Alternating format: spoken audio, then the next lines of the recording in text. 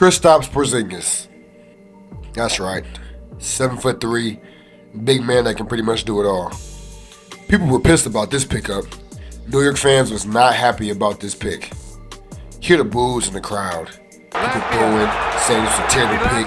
Another overseas guy. He's gonna be another Darko Milicic. I mean, overall, man, they did not want Porzingus. But boy, were they wrong. Boy, were the skeptics wrong.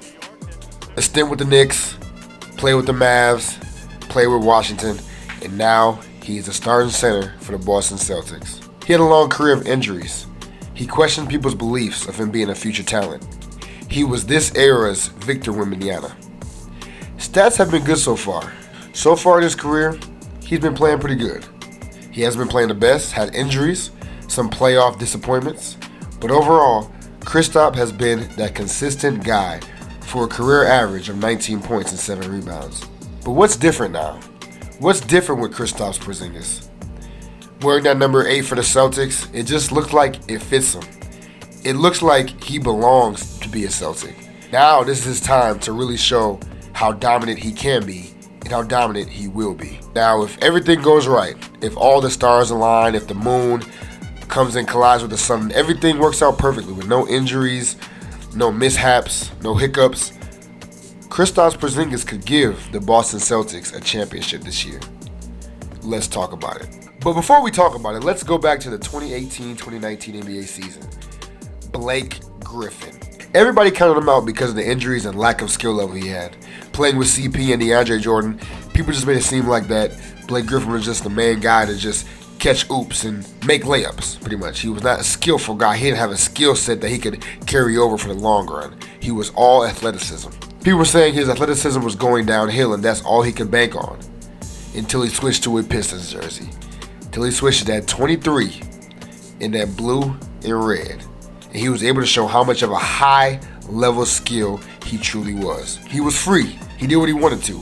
Between the legs, step back, even took them boys to a playoff series.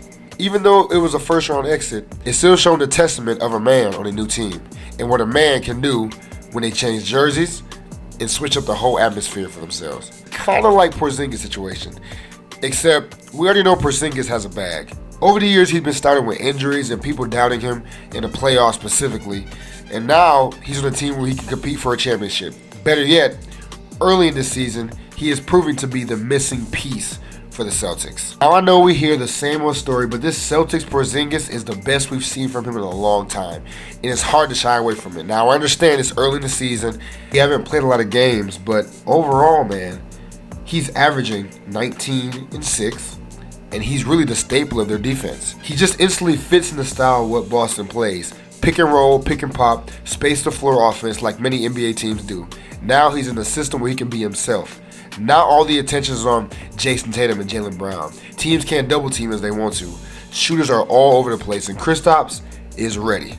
He's a long 7'3" prospect who can protect the rim, play off ball, play on ball, and just overall, man, he fits for the Boston Celtics. He's just a good fit. Shoot threes, post up, rebound, defend, and that's what the Celtics need to get to that next level. Now, many people had an issue with losing Robert Williams this year. You know, he was their defensive staple, but he can't do the things Porzingis can do.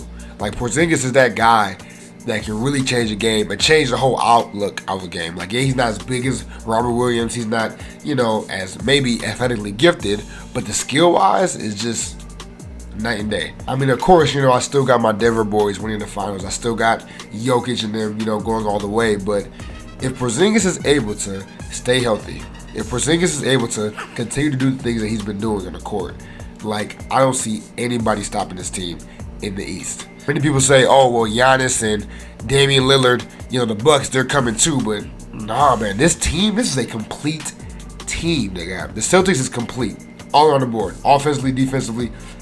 This is the year, and Porzingus is that piece. He's able to be more free.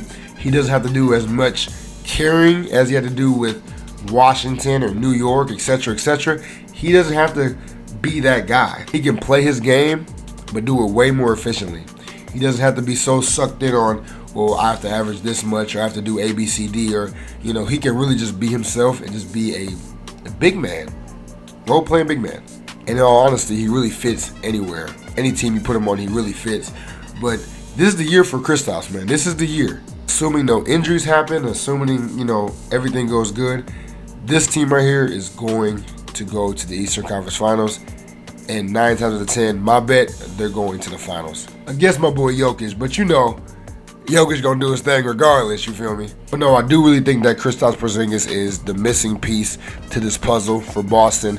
For the past several years, they've been trying to figure it out, and I think this is the key guy they need, and I don't see anybody beating him. But you let me know what you think, man. Do you think that the Boston Celtics are all in with Kristaps Porzingus? Do you think Kristaps Porzingus is going to show himself as a true star this year?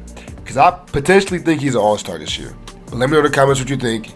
Thanks for listening this time, Nation. On the road to 500 subscribers. Let's get it.